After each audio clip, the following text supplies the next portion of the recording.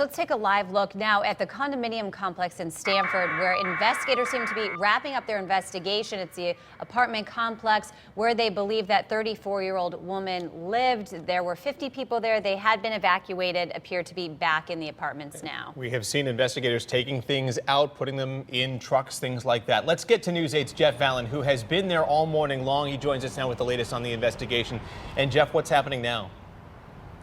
Well, a couple things have happened since we talked with you last. One is that all of the streets now surrounding the apartment complex here have been opened up.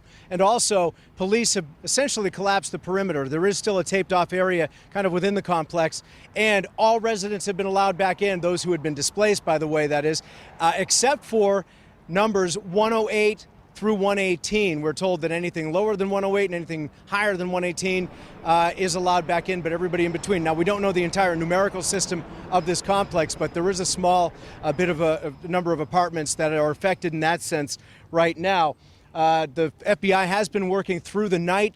We're told they have about an hour left to go, but things have been very quiet, so nothing really of any major concern. We don't know what they took out of the apartment, but of course they were very concerned about any safety contingency, as anything or anyone could have been holed up in that apartment.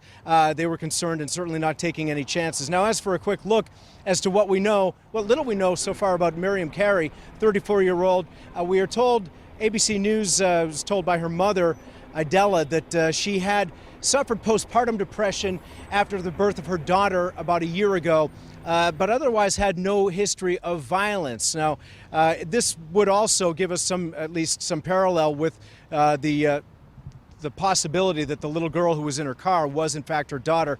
Police say that little girl, who was unharmed physically, was about a year old. Her sister, by the way, told us from New York last night, told News 8 on the phone that she is overwhelmed by sadness, that she didn't want to speak any further about the situation until further notice.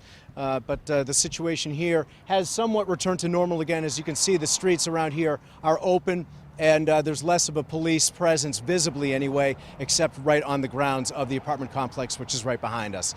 Live in Stamford, Jeff Vallon, News 8.